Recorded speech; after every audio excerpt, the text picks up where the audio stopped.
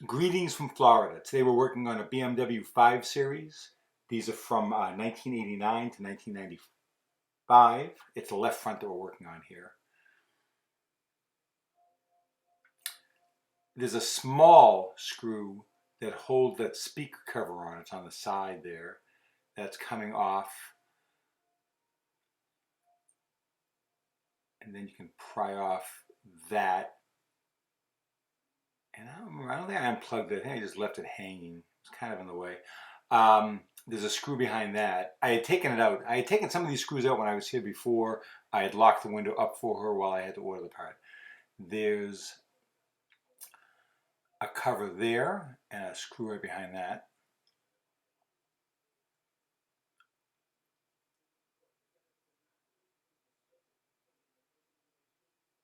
And it might have been a screw behind that adjuster. No, I guess not. Panel should pop out. There may be a light on the bottom depending on the model that you have, in which case take that off, unplug it. After you get this off, in theory the panel lifts up, but not easily. And the plastic retainer is probably going to crack.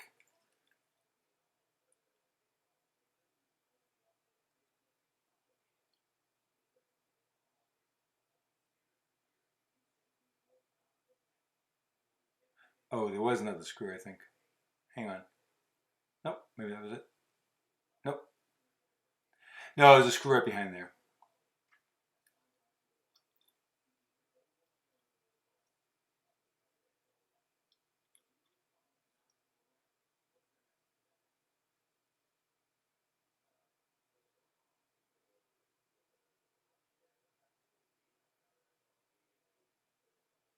If you find this video helpful, please like the video. That will help other people to find it as well. Thank you very much. All right, the problem here was her motor had died. The regulators generally don't go. They're solid steel. There's a couple plastic clips that do go that are on the track on the glass, the sash on the glass. Occasionally those are the issue, but for the most part, it's the motor slowing down over the years. So I got this Dorman part, and generally I'm happy with Dorman, but this was missing a few things that I would have liked. We'll go over that when we get into it a bit. I put it in anyway because we needed it, and I wasn't going to get the BMW motor.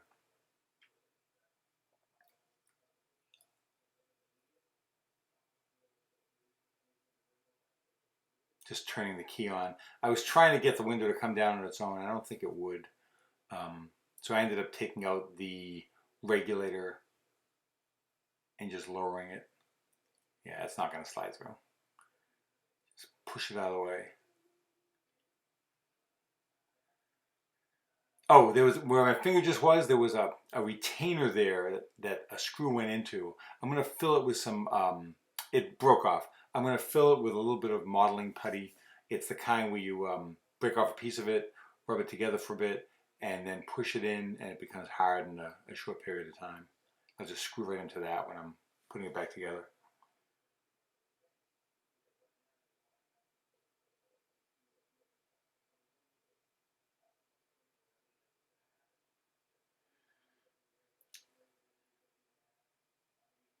Okay, so now the center point of the rivet, the mandrel of the rivet, you're going to bang those out. It's the round post in the middle of the rivet. And then you're going to drill those out.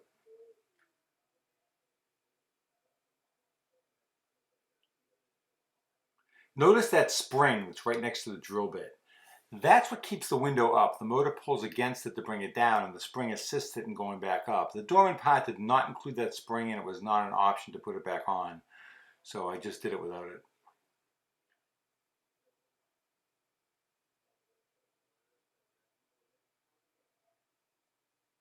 Bosch, B-O-S-C-H, Bosch tools, they're the best. I've had really good luck with them over the years.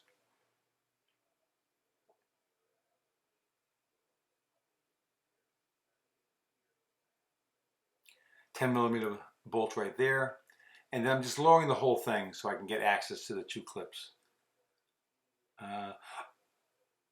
What was this? Oh, there's some kind of an indicator right there. Be careful taking it off. There's a clip that I ended up springing off. I had to find it. I don't know what it does, to be quite honest with you. It may tell the window, it may tell the car when the window's all the way up or all the way down. I really don't know, but it did go back on the new one.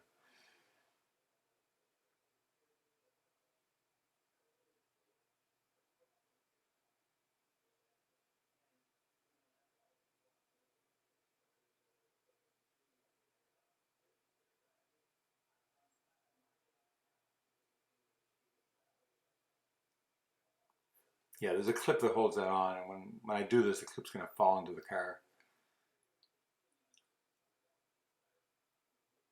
Okay, so since I couldn't get the motor to work again, I just slid the whole thing down, thusly. Then you've got two clips on the sash, on the two tracks on the glass. Take the metal clip out, which allows you to pull out the balls from the inside of the clip, the white plastic clip. And then you're going to pull those out. You want to get a couple more of those before you do this job. A couple of new ones would be a good idea. Little WD-40 on the two up and down channels on the side makes this whole affair much easier. You don't have to soak it, just lightly.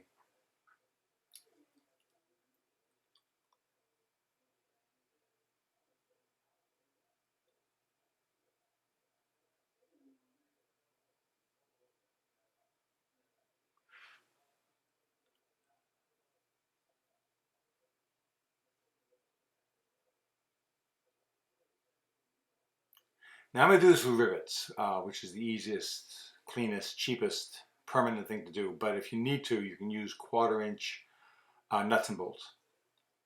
And you should be able to get those in without a big problem. There's not, some cars would be a real challenge with nuts and bolts, but this one shouldn't be a problem.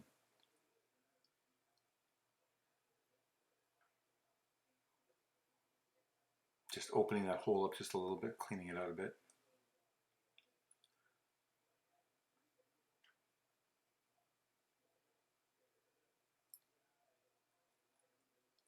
So you'll note that I just do one turn with the rivet gun to get them all in first, a little bit, and then tighten them all down.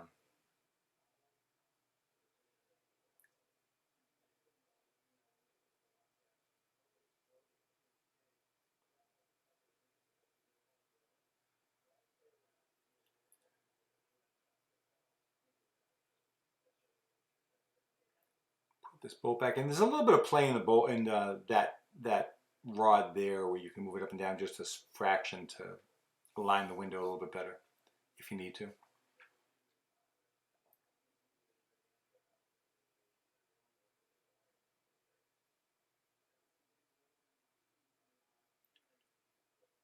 Now I have to find that clip. So you'll excuse me for a second while I look under the car. What else was this regulator missing? It was missing that spring, which concerned me a little bit.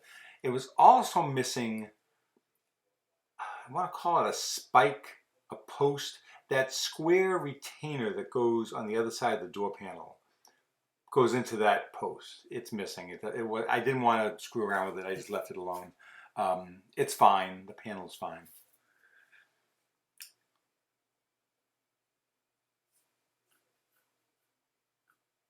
I went to get something. Oh, a couple of the white clips that go on the sash.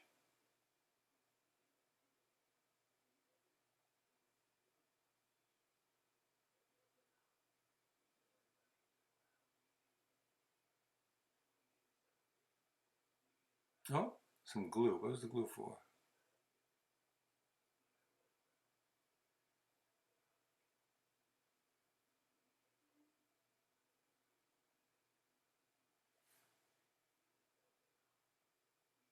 Oh, for that square clip that I just told you about, that goes on to right there, that square clip, which in hindsight didn't need it at all, really, but I was trying to glue it on. Also, I'm going to glue on a couple of the door panel clips stayed on while the plastic that attaches them to the door panel came off. You'll see in a second. I'm going to take them off and glue them onto the door panel.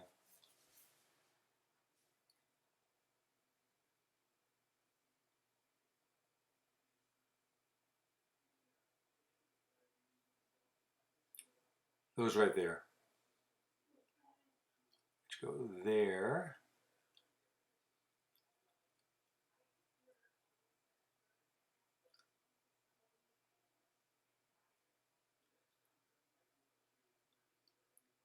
And you see that metal prong right there in the center of the panel? That's where that square retaining clip normally goes.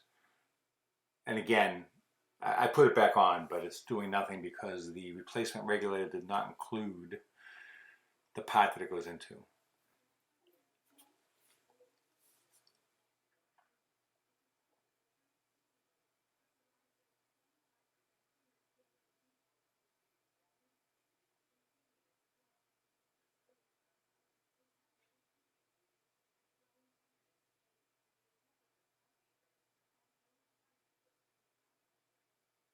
Okay, a little WD-40 on the two sashes, the two channels. That's that white clip I was telling you about. One goes there. One goes there.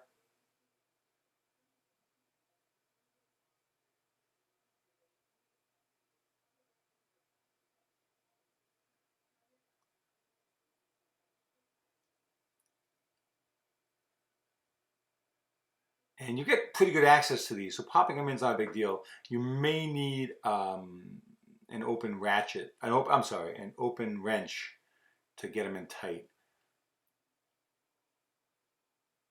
Pliers. Open pliers. Sorry, losing my mind. I'm just running it up and down a little bit with my... There you go.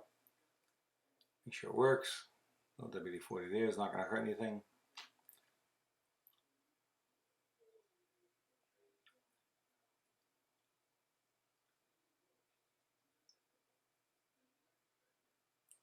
Yeah, make sure that those prongs are in to those white clips.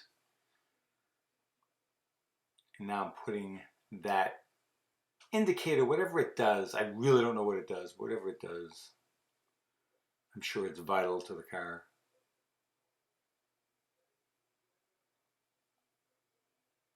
As the regulator goes up and down, there's a little metal piece on the back of it that goes in. Make sure the motor's plugged in, put back on.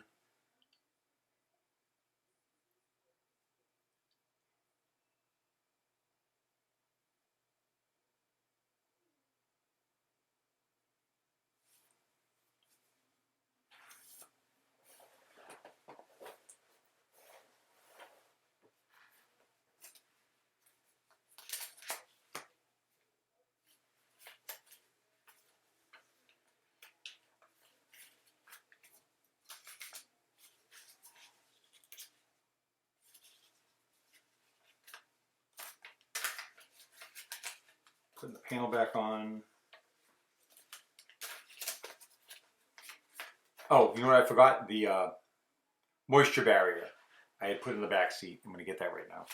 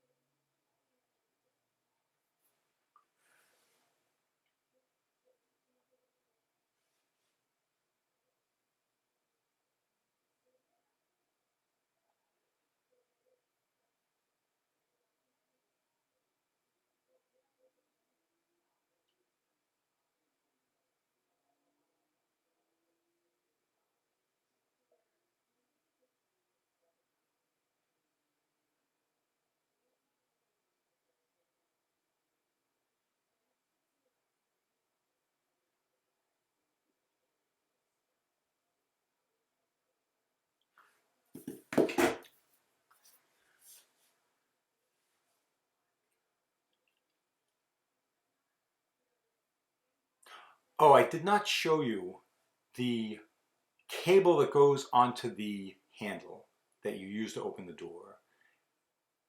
It hooks into the handle and then goes through a black, I don't know what I'd call it, a retainer or an opening that holds it in place.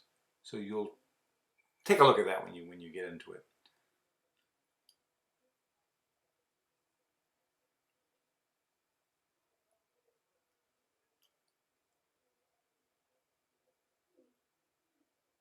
Again, if this was helpful, please go ahead and hit the like button.